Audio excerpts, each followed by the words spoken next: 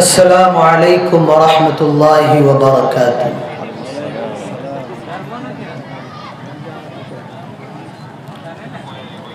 الحمد للہ نحمده ونستعینه ونستغفره ونعوذ بالله من شرور أنفسنا ومن سيئات أعمالنا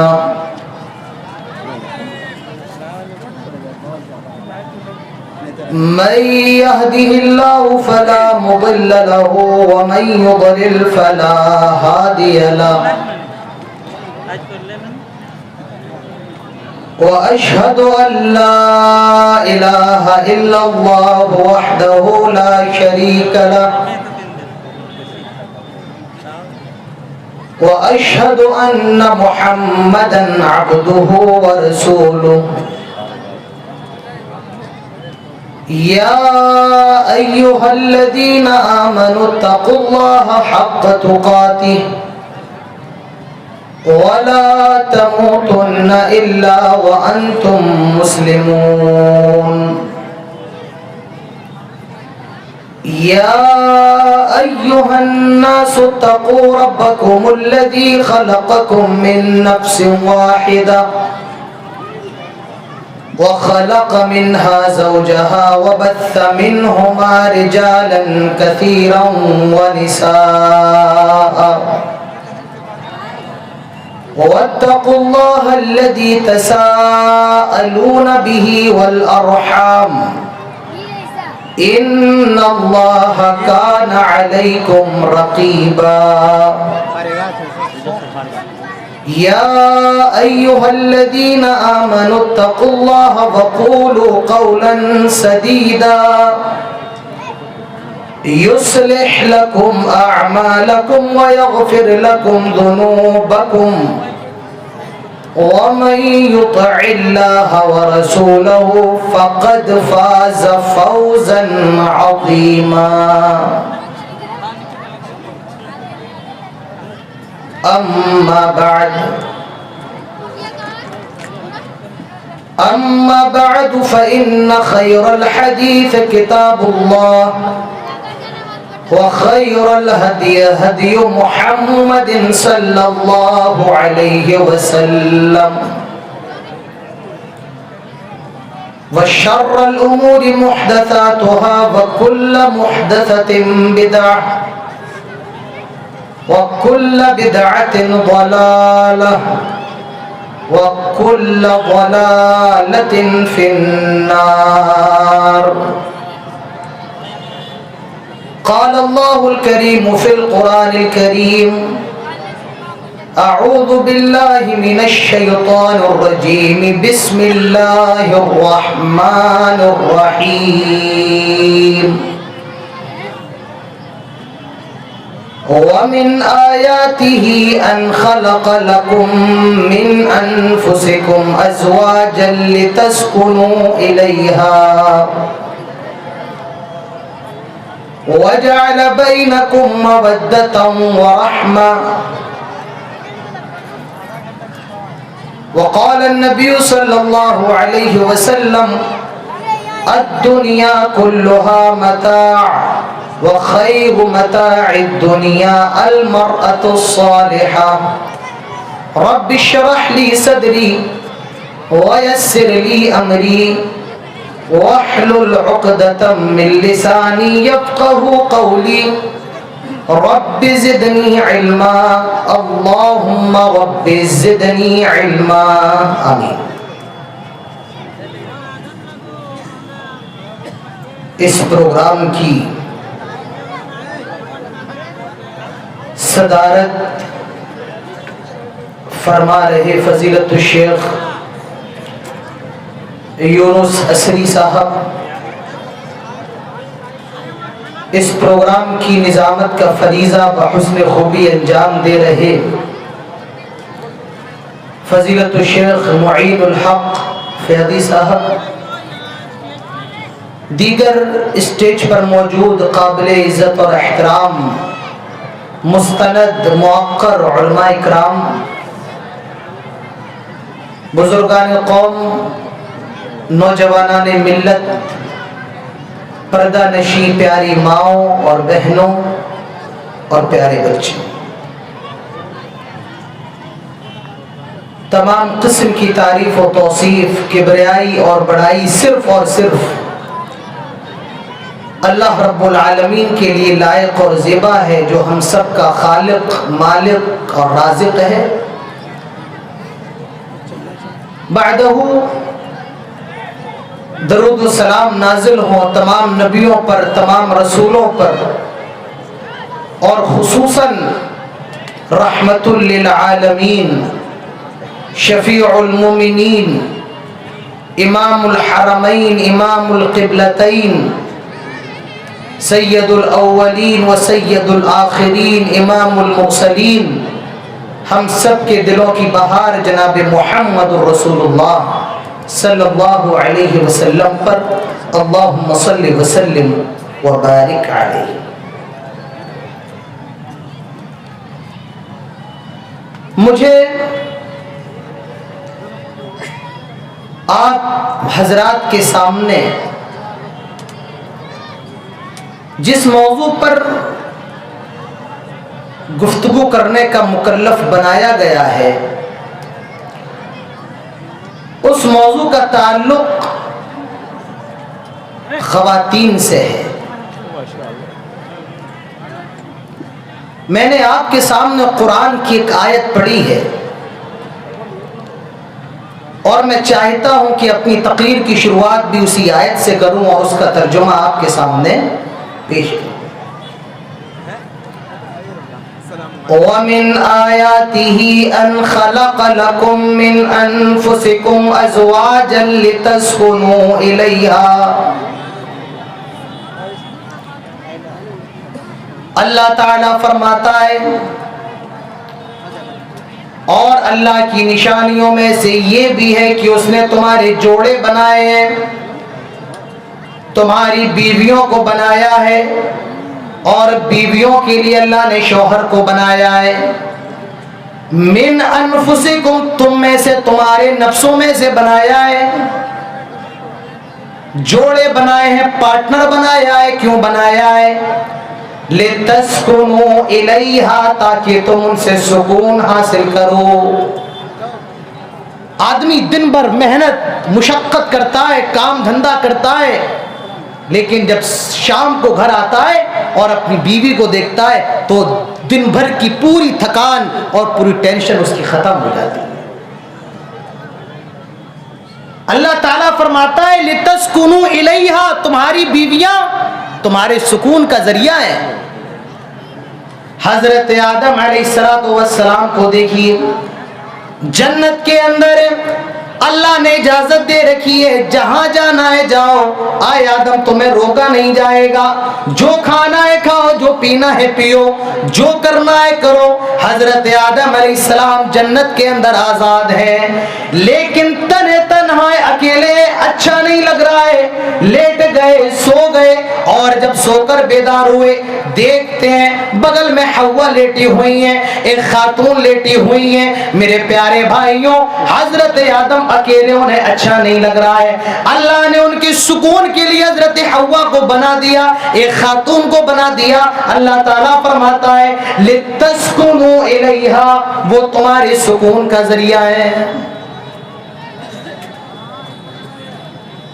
وَجَعَلَ بَيْنَكُمْ مَوَدَّةً وَرَحْمَةً، اور جب شادی ہو جاتی ہے، آپ کی کوئی بیوی ہوتی ہے، ایک بیوی کا شوہر ہوتا ہے، اللہ تعالیٰ فرماتا ہے ان دونوں کے دلوں میں جو محبت ہوتی ہے، جو پیار ہوتا ہے، وہ پیار بھی ہم ڈالتے ہیں، وہ محبت بھی ہم ڈالتے ہیں۔ وَجَعَلَ بَيْنَكُمْ مَوَدَّةً وَرَحْمَةً، اور محبت کی ایسی ڈور سے ان دونوں کے دلوں کو جوڑ دیتے ہیں، جو دونوں ایک دوسرے کے بغیر کھانا بھی گوارا نہیں کرتے ہیں۔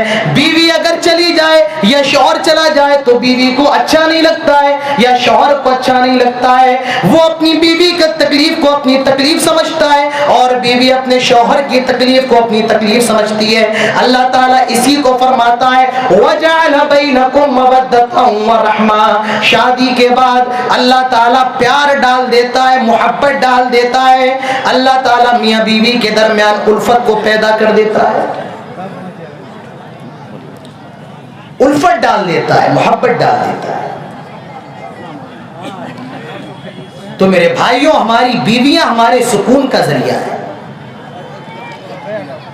اللہ تعالیٰ فرماتا ہے الدنیا کلها متاع وخیر متاع الدنیا المرأة الصالحہ، پوری دنیا فائدہ اٹھانے کے لیے اور دنیا کی سب سے بہترین چیز ہے، سب سے اچھی چیز کیا ہے؟ اللہ تعالیٰ فرماتا ہے، اللہ کے نبی فرماتے ہیں المرأۃ الصالحہ، نیک عورت ہے، نیک بیوی ہے۔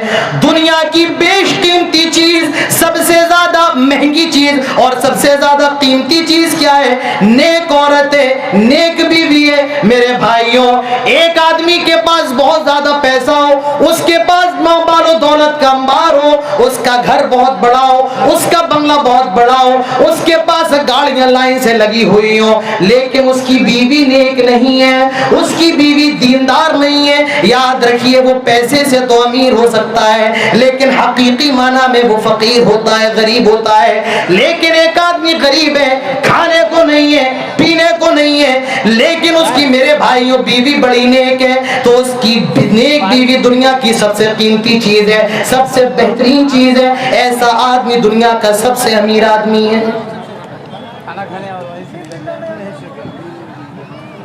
تو میرے بھائیوں، دنیا کی سب سے بہترین چیز نیک بیوی، نیک عورت ہے۔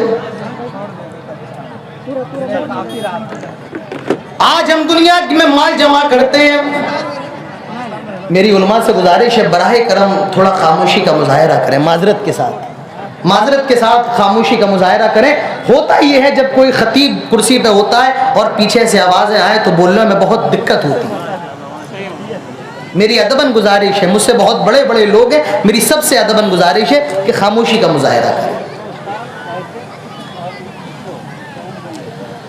آج ہم دنیا کے اندر مال جمع کرتے ہیں، پیسہ جمع کرتے ہیں، بینک بیلنس بناتے ہیں۔ اللہ کے نبی ارشاد فرماتے ہیں لِيَتَّخِذْ أَحَدُكُمْ قَلْبًا شَاكِرًا وَلِسَانًا ذَاكِرًا وَزَوْجَةً مُؤْمِنَةً تُعِينُهُ عَلَى أَمْرِ الْآخِرَةِ۔ آئے دنیا میں مال جمع کرنے والوں، آئے دنیا میں پیسہ جمع کرنے والوں، آئے دنیا میں بینک بیلنس بڑھانے والوں، تین چیزیں دنیا کے اندر جمع کر لو، تین چیزیں۔ پہلی چیز قلباً شاکرا، شکر گزار دل، اپنے دل کو اللہ تعالیٰ کا شکر گزار بنا لو۔ مجھے ایک واقعہ یاد آ رہا ہے، فارسی کے ایک ادیب ہیں، ان کا نام ہے شیخ سعدی رحمت اللہ علیہ۔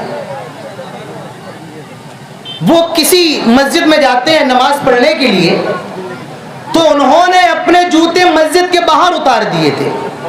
جب وہ نماز پڑھنے گئے اور نماز پڑھ کے جب وہ فارغ ہوئے آئے تو شیخ سعدی رحمت اللہ علیہ کے جوتے نہیں مل رہے تھے۔ شیخ سعدی بڑے پریشان، یہاں تلاش کیا وہاں تلاش کیا، لیکن شیخ سعدی کے جوتے نہیں مل رہے۔ شیخ سعدی اللہ سے شکوہ کرنے لگے، شکایت کرنے لگے، آئے اللہ میں تیری عبادت کرنے کے لیے آیا ہوں، تیرے گھر میں آیا ہوں، میرے اگر جوتے چوری ہو گئے ہوتے، میں کسی غلط کام کے لیے گیا، کسی برائی کے لیے گیا، بے حیائی کے لیے گیا اور میرے جوتے چوری ہو جاتے تو مجھے کوئی تکلیف نہیں ہوتی، چلیے میں غلط کام کے لیے آیا ہوں، لیکن اللہ میں تیری عبادت کرنے کے لیے آیا اور میرے جوتے چوری ہو گئے۔ شیخ سعدی یہ شکوہ، یہ گلہ اللہ تعالیٰ سے کر رہے تھے، اتنے میں نگاہ ایک معذور پر پڑ جاتی ہے، ایک لنگڑے پر پڑ جاتی ہے۔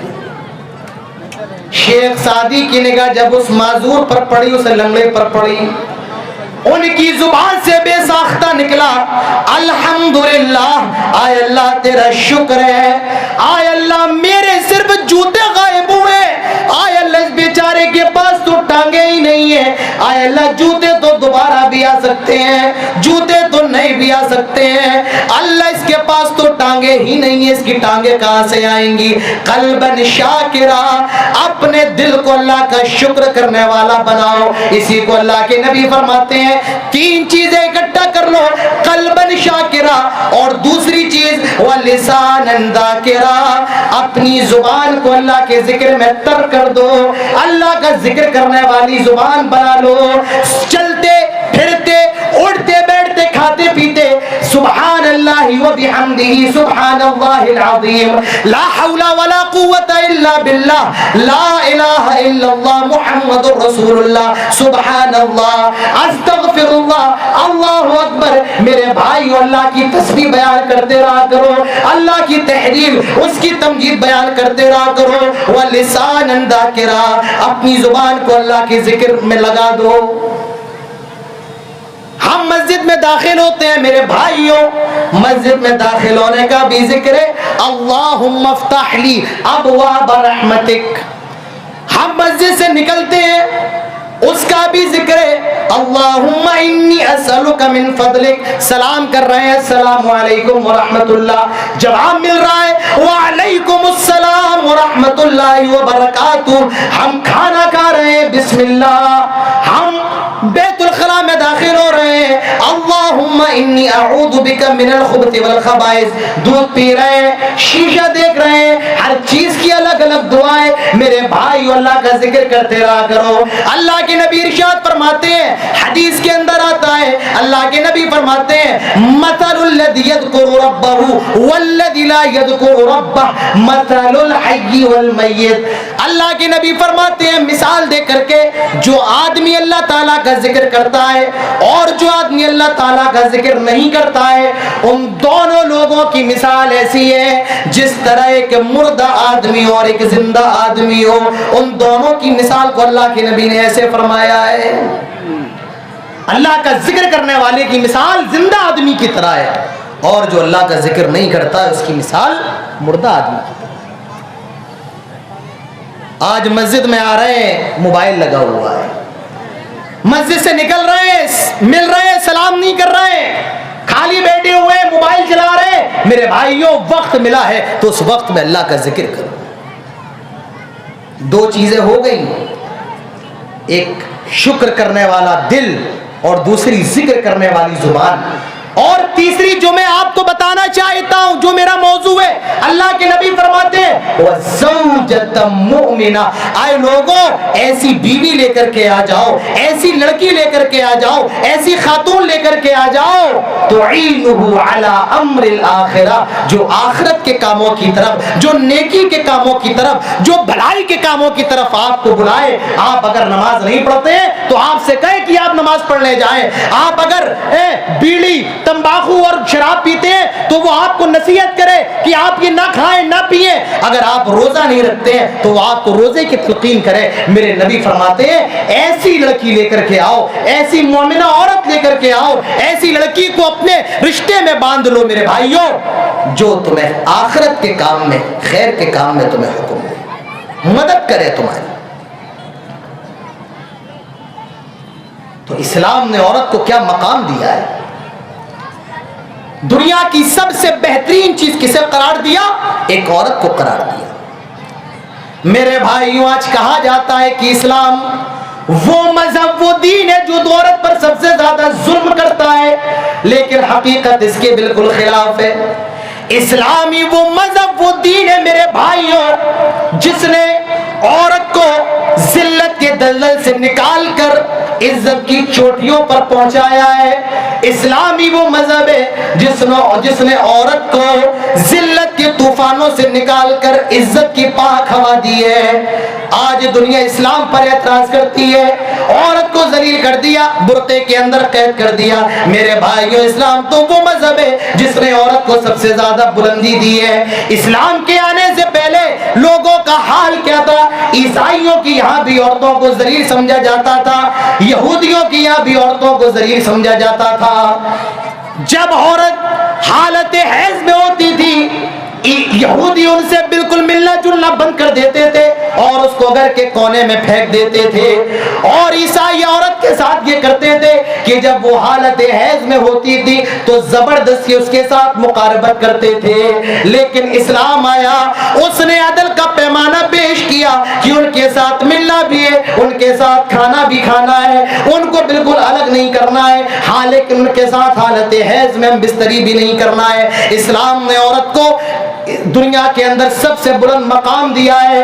ہمارے ہندوستان کے اندر جب کسی کا پتی مر جاتا تھا, جب کسی کا شوہر مر جاتا تھا اور اس کو چتا دی جاتی تھی, آگ دی جاتی تھی, تو اس کی زندہ بیوی کو بھی آگ میں دھکیل دیا جاتا تھا.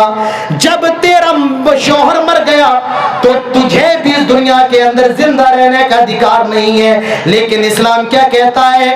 آئے لوگوں, اگر تمہارے گھر میں لڑکی پیدا ہو جائے یہ تمہارے جنت میں جانے کا ذریعہ ہے, اور یہی لڑکی جب بیوی بن جائے تو یہ اپنے شوہر کی اطاعت کر لے, اس کے لیے جنت واجب ہو جاتی ہے. لیکن جب یہی لڑکی ماں بن جاتی ہے تو اسلام کہتا ہے اس کے قدموں کے پاس جنت پہنچ جاتی ہے. میرے بھائیو, اندازہ لگاؤ عورت کا مقام کیا ہے.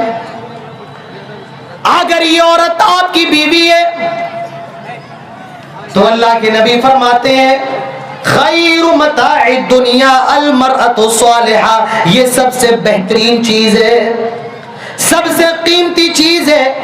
اور اگر یہ عورت آپ کی بہن ہے تو فرمایا جس کے پاس 3 بہنیں ہوں وہ اپنی بہنوں کی تربیت کر دے, ان کے حقوق کی ادائیگی کرے, ایسا باپ کل قیامت کے دن جنت کے اندر جائے گا.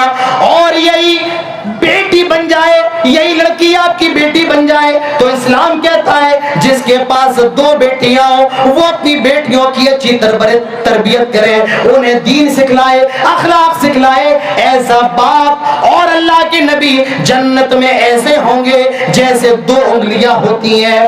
اور یہی عورت ماں بن جائے میرے بھائیوں تو اس کا کیا کہنا, کیا مقام اللہ تعالیٰ جنت کو اس کے قدموں کے نیچے پیش کر دیتا ہے. ایک صحابی اللہ کے نبی کے پاس آئے اور عرض کرتے ہیں آئے اللہ کے نبی, میں جہاد پر جانا چاہتا ہوں, مجھے جہاد کی اجازت دے دیجئے. میرے بھائیوں کان کھول کر کے سنو, ماں کیا ہوتی ہے, جتنا اونچا مقام اسلام نے عورت کو دیا ہے ماں کی شکل میں دنیا کے کسی مذہب نے نہیں دیا ہے. وہ صحابی کہتے ہیں آئے اللہ کے نبی, میں جہاد پر جانا چاہتا ہوں, آپ مجھے جہاد پر جانے کی اجازت دیں. اللہ کے نبی فرماتے ہیں کیا تیری ماں زندہ ہے؟ کہنے لگا ہاں. میرے نبی اس صحابی سے کہتے ہیں تجھے جہاد پر جانے کی ضرورت نہیں ہے, ایسا کر فَلْزَمْهَا, اپنی ماں کو پکڑ لے, اپنی ماں سے چمٹ جا. فَإِنَّ الْجَنَّةَ عِنْدَ رِجْلَيْهَا, ماں کے قدموں کے پاس جنت ہے. میرے بھائیوں آپ اس حدیث سے اندازہ لگا سکتے ہیں.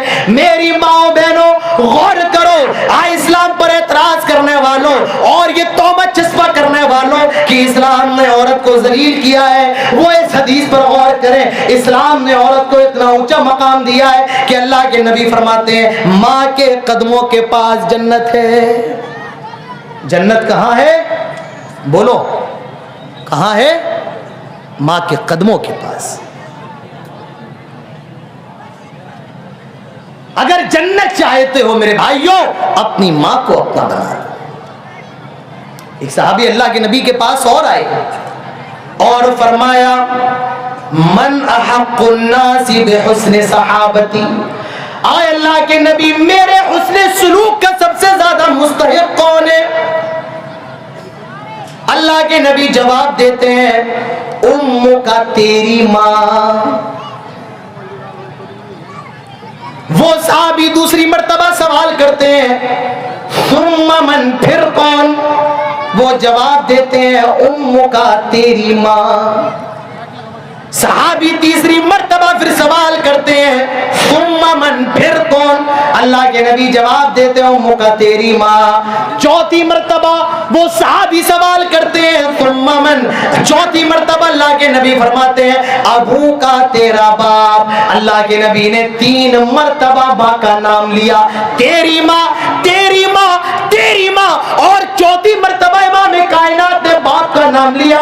آپ اندازہ لگائے میرے بھائیوں، یہ عورت کی عزت نہیں اسلام میں تو اور کیا ہے، یہ خاتون کا مقام نہیں تو اسلام میں اور کیا ہے.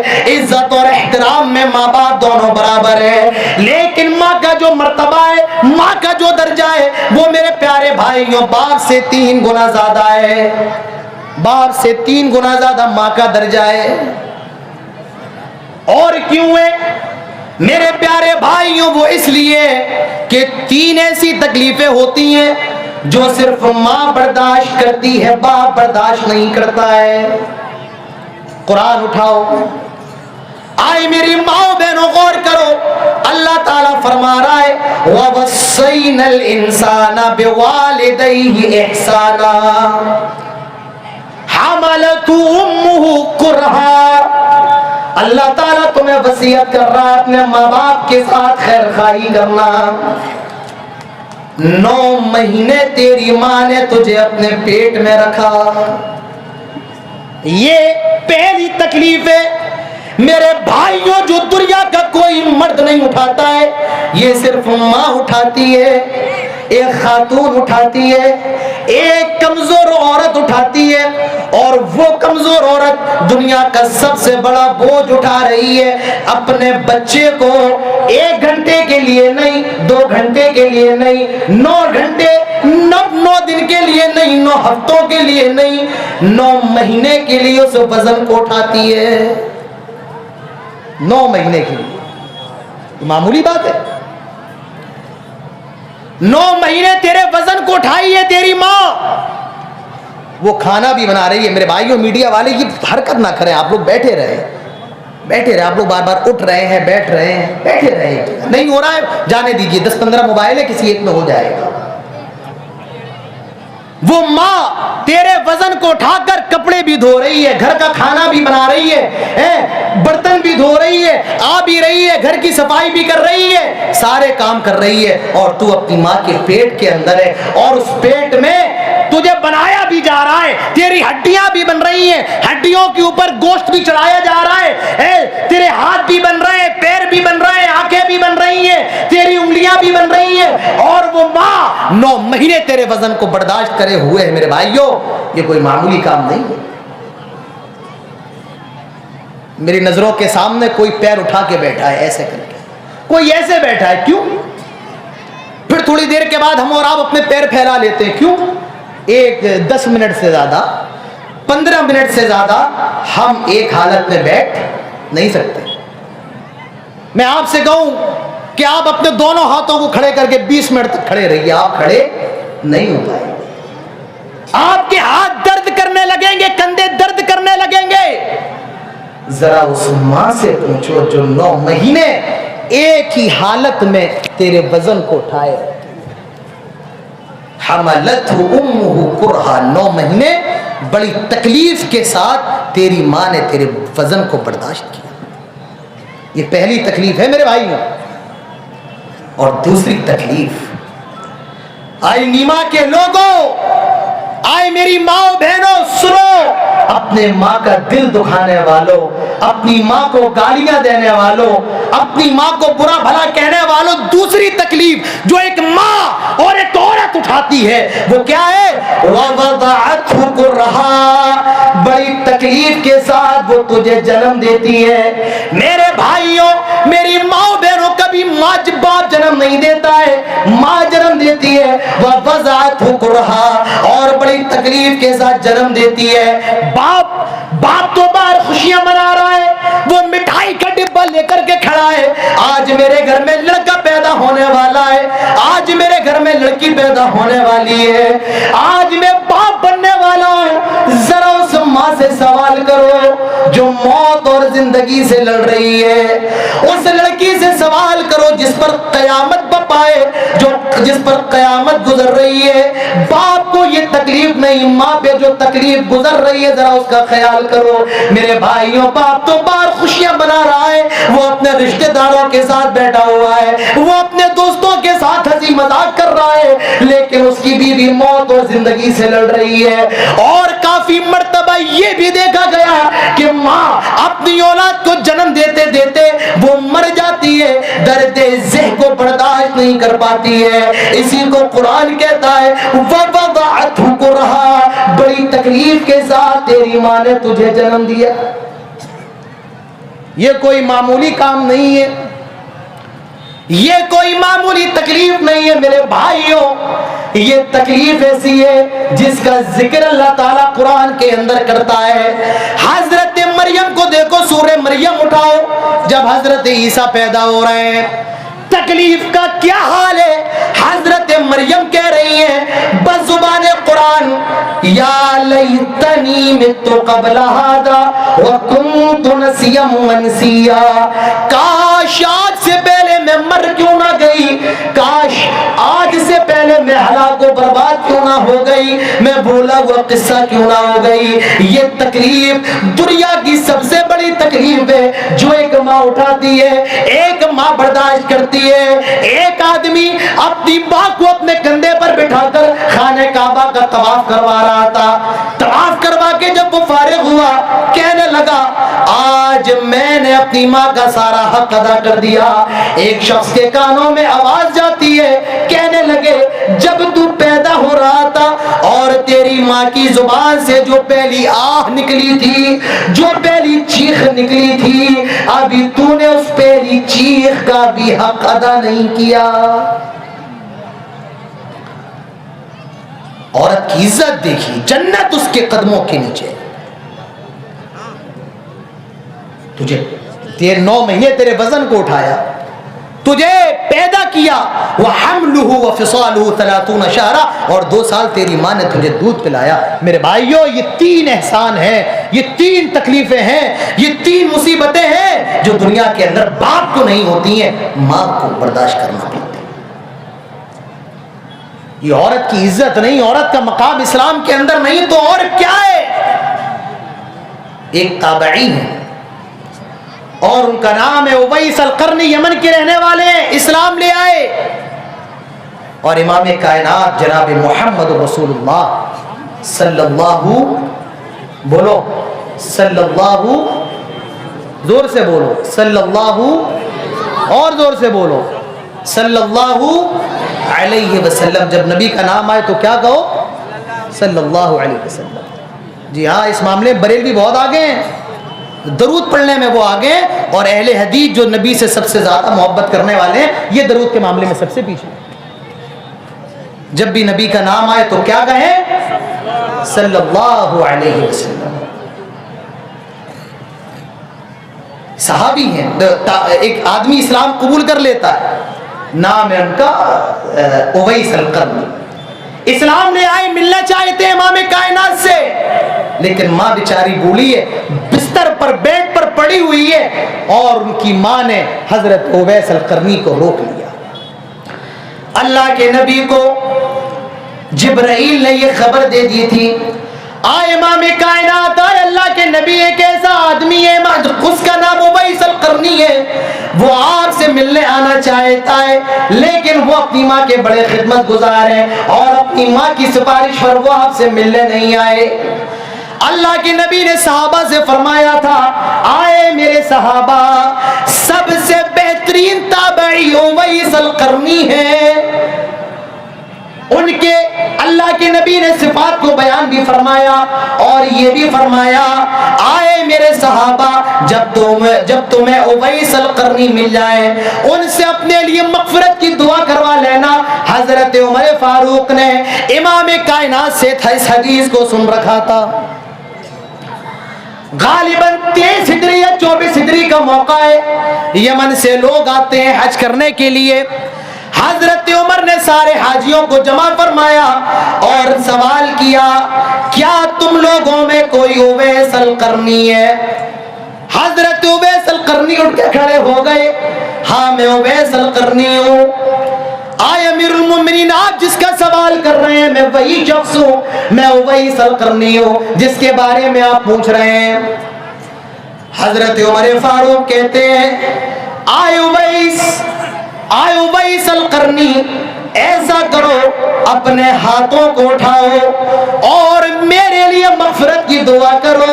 حضرت اویس القرنی کہتے ہیں آئے عمر فاروق یہ کیسی بات کر رہے ہیں؟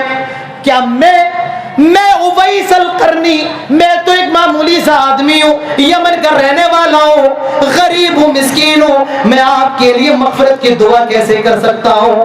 آئے عمر آپ صحابی رسول ہیں، آئے عمر آپ خلیفۃ المومنین ہیں، آپ امیر المومنین ہیں، آئے عمر آپ نے نبی کو دیکھا ہے، آپ نے نبی کے ہاتھوں کو چوما ہے، آپ نے نبی کے ساتھ جنگوں میں شرکت کی ہے، آئے عمر آپ نبی کے ساتھی ہیں، میں آپ کے لیے مغفرت کی دعا کیسے کر سکتا ہوں؟ حضرت عمر فرماتے ہیں آئے اویس میرے نبی نے فرمایا تھا، امام کائنات نے فرمایا تھا لو اقسم علی اللہ لابر، اگر اویس کوئی قسم کھا لیتے ہیں اللہ تعالیٰ ان کی قسم کو پورا فرما دیتا ہے۔ اویس جب اپنے ہاتھوں کو اٹھاتے ہیں اللہ تعالیٰ ان کی دعا کو پورا فرما دیتا ہے۔ آئے اویس میرے لیے مغفرت کی دعا کرو۔ میرے نبی نے فرمایا اویس اپنے ماں کے اتنے خدمت گزار ہیں، جب وہ اپنے ہاتھوں کو اٹھاتے ہیں تو اللہ تعالیٰ ان کی مغفرت فرما دے، وہ جس کے لیے دعا کر دیں اللہ تعالیٰ ان کی مغفرت فرما دیتا ہے۔ میرے بھائیوں آپ اندازہ لگا سکتے ہیں اسلام نے عورت کو کتنا اونچا مقام دیا ہے، کتنا اونچا مرتبہ دیا ہے۔ یہ ماں ہے اس کے قدموں تلے جنت ہے، یہ بہن ہے اس کی تربیت پر جنت کی بشارت ہے، اگر بیٹی ہے تو اس کی تربیت پر جنت کی بشارت ہے، اور اگر یہ بیوی ہے اگر یہ اپنے شوہر کی اطاعت کر لے اللہ تعالیٰ اس پر جنت کو واجب قرار دے دیتا ہے۔ میرے بھائیوں عورت کی عزت سمجھیے، عورت کا مقام سمجھیے۔ آج ہمارے اور آپ کے وقت کی خواتین کیسی ہیں اور اللہ کے نبی کے وقت کی خواتین کیسی تھیں؟ اللہ کے نبی فرماتے ہیں دنیا کے اندر 4 ایسی عورتیں جو کامیاب عورتیں ہیں اور جنت کی عورتوں کی سردار ہیں، اور وہ 4 عورتوں میں پہلی عورت خدیجہ بنت خویلد ہے۔ کون ہے؟ خدیجہ بنت خویلد اللہ کے نبی کی سب سے پہلی بیوی ہے، اور اللہ کے نبی کے جتنے بھی بچے، جتنے بھی لڑکے، جتنے بھی لڑکیاں تھیں وہ ساری کی ساری حضرت خدیجہ سے پیدا ہوئی، سوائے ابراہیم کے جو آپ کی لونڈی ماریہ قبطیہ سے پیدا ہوئے۔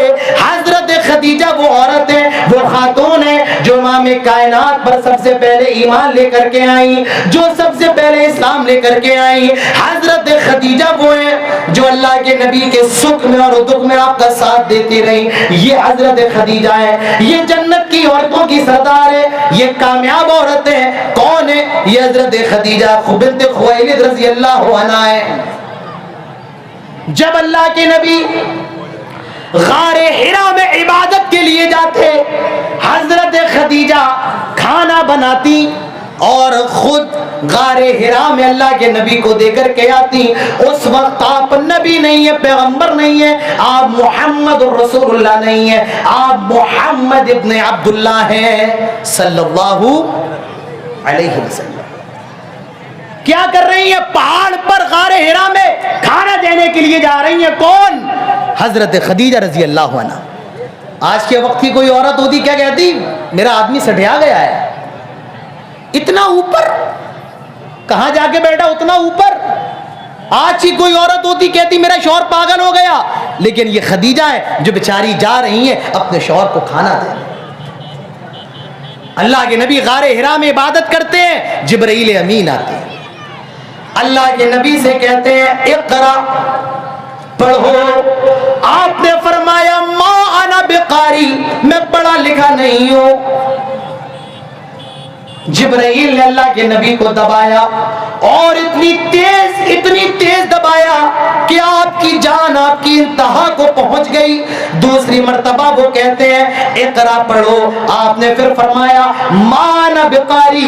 तीसरी मर्तबा का इकरा पढ़ो, कहा मा अना बिकारी। फरमाया इकरा बिस्मि रब्बिकल लज़ी खलक खलकल इंसान मिन अलक इकरा व रब्बुकल अकरम अल्लज़ी अल्लम बिल कलम अल्लमल इंसान मा लम यअलम। अल्लाह के नबी बहुत ज्यादा खौफजदा हो जाते हैं, डर जाते हैं, दौड़े दौड़े हजरत खदीजा के पास आए और कहने लगे ज़म्मिलूनी ज़म्मिलूनी, आए खदीजा मुझे चादर उड़ाओ, आए खदीजा मुझे अपनी जान का डर लग रहा है, कहीं मैं मर ना जाऊं, कहीं मैं हलाक ना कर दिया जाऊं, कहीं मैं मार दिया ना जाऊं। ज़म्मिलूनी, आए खदीजा मुझे चादर उड़ाओ। हजरत खदीजा उस वक्त इमाम कायनात को दिलासा देती हैं, आए मेरे शौहर, आए मेरे सरताज, आपको डरने की जरूरत नहीं है, आपको परेशान होने की जरूरत नहीं है। आप तो गरीबों की मदद करते हैं, आप तो भूखों को खाना खिलाते हैं, आप नंगों को कपड़ा पहनाते हैं, आप कमजोरों की मदद करते हैं, आप बूढ़ों का बोझ उठाते हैं। कल्ला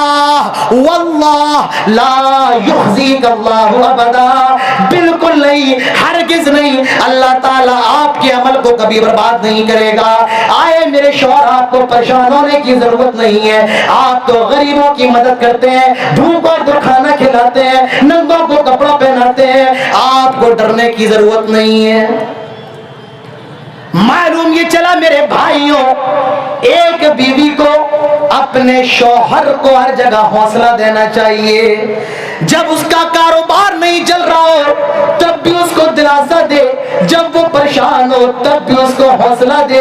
हजरत खदीजा अल्लाह के नबी को हौसला दे रही हैं। और इससे ये भी मालूम चला कि बीवी अपने शौहर की तारीफ करे, जब वो अपनी सहेलियों में बैठी हो, जब वो अपने दोस्तों में बैठी हो, तो बीवी अपने शौहर की तारीफ करे, मेरे शौहर बहुत अच्छे हैं। और शौहर को भी चाहिए वो अपनी बीवियों की तारीफ करें, शौहर को भी चाहिए, बीवी को चाहिए कि शौहर की तारीफ करे और शौहर को चाहिए कि अपनी बीवी की तारीफ करे।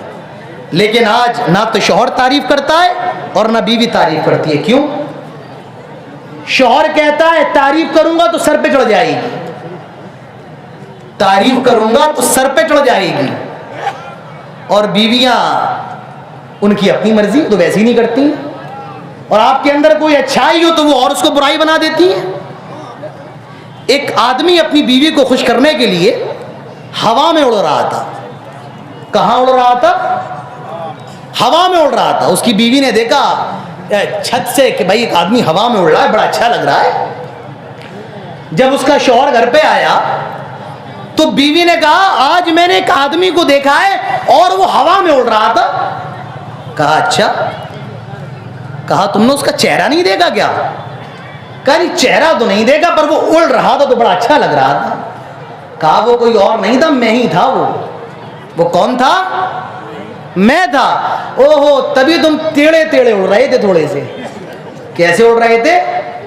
टेढ़े टेढ़े। तो आपका उड़ना अभी उसको पसंद नहीं आया। एक इमाम गुजरे हैं, उनका नाम है इमाम आमश। ये काले कलूटे थे, खूबसूरत नहीं थे, और इनको बीवी बड़ी खूबसूरत मिल गई। कभी कभी होता है लड़का काला कलूटा होता है तो बीवी अच्छी मिल जाती है, या लड़का बड़ा खूबसूरत होता है, बीवी सूरत के एतबार से बड़ी काली कलूटी मिल जाती है। तो इनकी बीवी बड़ी खूबसूरत थी और ये बेचारे बड़े काले कलूटे थे। तो ये अपनी बीवी से कहते हैं कि मोहतरमा, मुझे अल्लाह की जात पर पूरा भरोसा है कि तुम भी जन्नत में जाओगी और मैं भी जन्नत में जाऊंगा। कहा अच्छा, आप इतने कॉन्फिडेंस से कैसे कह सकते हैं? इतना कॉन्फिडेंस, ओवर कॉन्फिडेंस कि आप भी जन्नत में जाओगे और मैं भी जन्नत में जाऊंगी, ये आप कैसे कह सकते हैं? कहा देखो कि मैं तो कितना काला कलूटा हूं तुम्हारे सामने, तुम कितनी खूबसूरत हो, तो मैं अल्लाह का बहुत शुक्र अदा करता हूं कि उसने मुझे इतनी खूबसूरत बीवी दी है। और तुम इतनी खूबसूरत हो, मैं इतना काला कलूटा हूं, तुम जो सब्र करती हो तो अल्लाह ताला तुम्हें तुम्हारे सब्र के बदले जन्नत देगा और मुझे मेरे शुक्र के बदले जन्नत देगा। तो खदीजा बिन्त खुवैलिद अल्लाह के नबी का साथ देने वाला, हर मोड़ पर नबी के लिए खड़ी रहने वाली, इसीलिए इमाम कायनात को जितनी मोहब्बत اپنی بیوی سیدہ خدیجہ سے تھی اور بیویوں سے اتنی محبت نہیں تھی۔ حضرت عائشہ کہتی ہیں ایک مرتبہ میں نے گوشت بنایا اور امام کائنات کے سامنے پیش کیا، لیکن اللہ کے نبی نے وہ گوشت نہیں کھایا۔ اللہ کے حضرت عائشہ کہتی ہیں امام کائنات آپ یہ گوشت کیوں نہیں کھا رہے؟ آئے میرے شوہر آپ یہ گوشت کھائیے، میں نے بڑی محبت سے بنایا ہے۔ اللہ کے نبی کہتے ہیں آئے خدیجہ، آئے عائشہ، آج مجھے خدیجہ کی یاد آ رہی ہے، وہ بھی اتنے ہی پیار سے میرے لیے گوشت بنایا کرتی تھی۔ یہ حال ہے حضرت خدیجہ کا، یہ مقام ہے۔ حضرت جبرائیل اللہ کے نبی کے پاس آتے ہیں اور کہتے ہیں آئے اللہ کے نبی ابھی خدیجہ آ رہی ہوں گی، ان کے ہاتھ میں سالن وغیرہ ہوگا، سالن کا برتن ہوگا۔ آئے اللہ کے نبی خدیجہ آنے والی ہیں، آپ اللہ کا سلام، میرا سلام اور سارے فرشتوں کا سلام خدیجہ کو پیش کر دیجئے گا، ہم سب کی طرف سے خدیجہ کو سلام پیش کر دیجئے گا۔ میرے بھائیوں یہ جنتی عورت ہیں، کامیاب عورتیں، چار عورتیں جنتی عورتوں کی سردار ہے، جس میں پہلی خدیجہ بنت خویلد، دوسری فرعون کی بیوی آسیہ۔ کون فرعون؟ اپنے آپ کو انا ربکم الاعلی کہنے والا کون فرعون؟ میرے بھائیوں میں نے فرعون کی لاش کو اپنی نظروں سے دیکھا ہے۔ میں جب مصر گیا، جب وہاں میں پڑھائی کرتا تھا، ایک مرتبہ گیا، میں نے فرعون کی لاش کو اپنی نظروں سے دیکھا ہے، اور اتنی بدصورت ہے، اتنی بدصورت ہے، اللہ کی قسم کھا کر کے کہہ رہا ہوں، ایک مرتبہ جو دیکھ لے دوبارہ دیکھنے کا من نہیں کرتا ہے۔ اللہ نے اس کو نشان عبرت بنایا ہے، جو اپنے آپ کو انا ربکم الاعلی کہا کرتا تھا، میں سب سے بڑا رب ہوں، آج اس کی اوقات یہ ہے، لوگ 2-2 روپے کا ٹکٹ لے کر آج اس کی ڈیڈ باڈی کو دیکھنے جاتے ہیں۔ میرے بھائیوں آنکھیں اندر دھس گئی ہیں، جسم پر گوشت نہیں ہے، کھا لے، اس کی لاش کا تماشا بنا ہوا ہے۔ حضرت آسیہ یہ کون ہے؟ اسی فرعون کی بیوی ہے، اسلام لے آئی، مسلمان ہو گئی، موسیٰ کا کلمہ پڑھ لیا، مارا جا رہا ہے، ستایا جا رہا ہے، ہاتھوں میں کیلیں ٹھوکی جا رہی ہیں۔ حضرت آسیہ اللہ سے دعا کر رہی ہیں، رب ابن لی عندک بیتا فی الجنہ ونجنی من فرعون وعملی ونجنی من القوم الظالمین۔ آئے اللہ میں تجھ سے جنت میں تیرے قریب ایک گھر کا سوال کرتی ہوں، آئے اللہ تو دیکھ رہا ہے فرعون مجھ پر کتنا زیادہ ظلم کرتا ہے، کتنا زیادہ مارتا ہے، کتنا زیادہ ستاتا ہے، آئے اللہ مجھے فرعون سے نجات دے دے، اس کے ظلم سے نجات دے دے، وَنَجِّنِي مِنَ الْقَوْمِ الظَّالِمِينَ، اللہ مجھے ظلم کرنے والی اس قوم سے بچا لے۔ یہ حضرت آسیہ ہے، مر جانا مٹ جانا گوارا تو کر لیا، لیکن میرے بھائیوں فرعون کے آگے سجدہ کرنا گوارا نہیں کیا، فرعون کو رم ماننا گوارا نہیں کیا، مر گئی مٹ گئی ہے تو برداشت کر لیا، لیکن فرعون کے آگے سجدہ کرنا گوارا نہیں کیا۔ یہ حضرت آسیہ ہے، یہ جنتی عورتوں کی سردار ہے۔ آئے میری ماں بہنوں، اگر بننا ہے تو حضرت خدیجہ کی طرح بنو، اگر بننا ہے تو حضرت آسیہ کی طرح بنو۔ تیسری عورت جو جنت کی عورتوں کی سردار ہے، وہ اللہ کے نبی کی لخت جگر، نبی کے آنکھوں کی ٹھنڈک، نور نظر، حضرت فاطمہ الزہرا رضی اللہ تعالی عنہا ہے۔ کون ہے؟ نبی کی صاحبزادی ہے، نبی کو بڑی محبت ہے۔ حضرت فاطمہ جب آتی، اللہ کے نبی اپنی چادر کو حضرت فاطمہ کے لیے بچھا دیتے۔ ایک مرتبہ حضرت فاطمہ آئی، اللہ کے نبی گھر میں موجود نہیں تھے، اما عائشہ گھر میں موجود ہیں۔ حضرت فاطمہ حضرت عائشہ سے کہتی ہیں کہ جب میرے ابو آ جائے تو کہہ دینا فاطمہ آئی تھی اور آپ سے غلام کا سوال کر رہی ہیں۔ اللہ کے نبی آئے، حضرت عائشہ نے پوری بات بتائی، اللہ کے نبی اسی وقت حضرت فاطمہ کے پاس گئے اور کہنے لگے، آئے میری بیٹی، تو نے مجھ سے غلام کا سوال کیا ہے، آئے میری بیٹی میں تجھے غلام نہیں دے سکتا ہوں، میں نے کسی اور سے وعدہ کر لیا ہے، آئے میری بیٹی لیکن میں تجھے ایک ذکر بتا رہا ہوں، 33 مرتبہ سبحان اللہ پڑھ لیا کرو، 33 مرتبہ الحمدللہ پڑھ لیا کرو، اور 34 مرتبہ اللہ اکبر پڑھ لیا کرو، یہ غلام سے زیادہ بہتر ہے۔ حضرت فاطمہ کہتی ہیں میں نے پھر کبھی غلام کا سوال نہیں کیا، اور یہ پڑھنے سے میرے پیروں کا درد بھی صحیح ہو گیا، میرے ہاتھوں کی تکلیف بھی صحیح ہو گئی۔ آخری عورت، پھر میں اپنی بات ختم کرتا ہوں، جو جنت کی عورتوں کی سردار ہے اور ساری دنیا کی مومنات کے لیے، ساری دنیا کی خواتین کے لیے جو آئیڈیل ہے، نمونہ ہے، یہ کون ہے؟ یہ عیسیٰ کی ماں ہے، یہ عمران کی بیٹی ہے، یہ مریم ہے۔ مریم ہے، بچہ پیدا ہونے والا ہے، حضرت عیسیٰ پیدا ہو گئے۔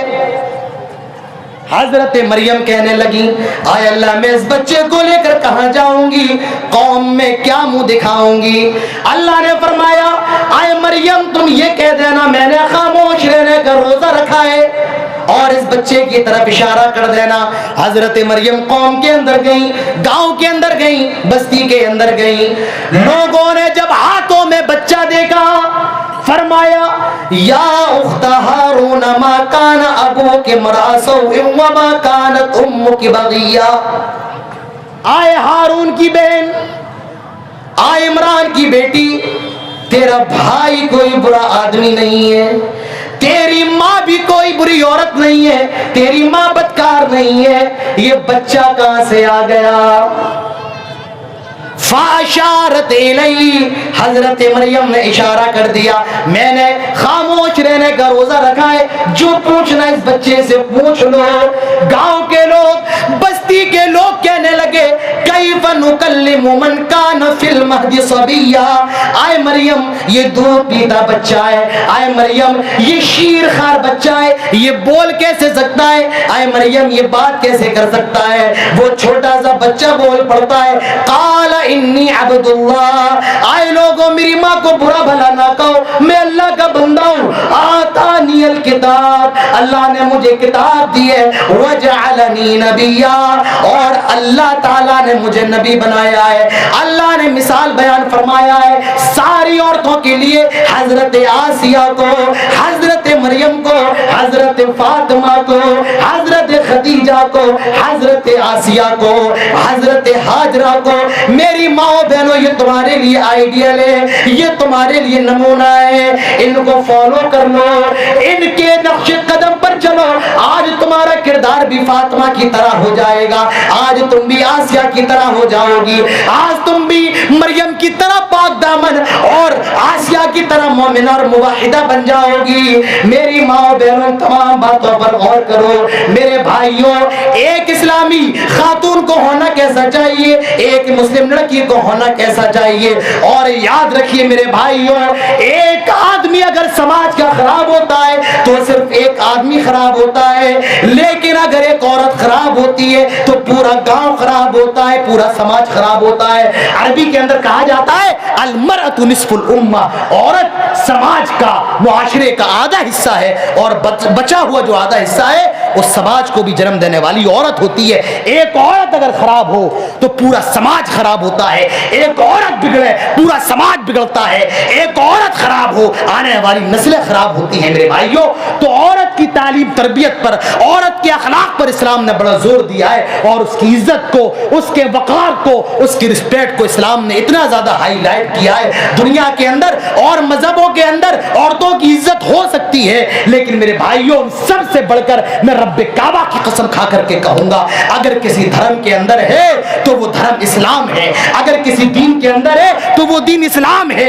آج کی مغربی تہذیب نے عورت کو اتنا ذلیل کیا، جب تک ایک صابن کے ریپر پر، ایک برینڈ کے پیکٹ پر، ایک تیل کے پاؤچ پر اگر کسی لڑکی کی تصویر نہ ہو تو وہ صابن نہیں نہیں بک سکتا ہے, وہ ڈبل روٹی نہیں بک سکتی ہے. ہائے ہائے یہ کیسی عزت ہے, یہ کیسا مقام ہے میرے بھائیوں. دنیا نے عورت کو جتنا ذلیل کیا ہے, عورت نے اس کو, اسلام نے عورت کو اتنی عزت دی ہے میرے بھائیوں. یہ چند باتیں تھی خواتین کے تعلق سے, ان کی اصلاح کے تعلق سے. اللہ تعالیٰ بالعموم ہم سب کو اور بالخصوص ہمارے گھروں کی خواتین کو اس پر عمل کرنے کی توفیق نصیب فرمائے میرے بھائیوں. کیونکہ عورت یہ سماج کی جان ہوتی ہے, عورت یہ سماج کی بہار ہوتی ہے. اگر یہ خراب تو سب خراب, اور یہ صحیح تو سب صحیح. یہ ٹیڑھی ہڈی سے بنائی گئی ہے میرے بھائیوں. اگر یہ زیادہ ٹیڑھی ہو گئی تو پورے سماج کا معاملہ خراب ہو جائے گا. تو عورتوں کی تربیت پر, خواتین کی تعلیم پر, لڑکیوں کی تعلیم پر جتنا لڑکوں کی تعلیم پر زور دینا ہے, اتنا ہی زور میرے بھائیوں لڑکیوں کی تعلیم پر بھی دینا ہے. اور یہ زور دیا گیا ہے آپ کے نیما کے اندر.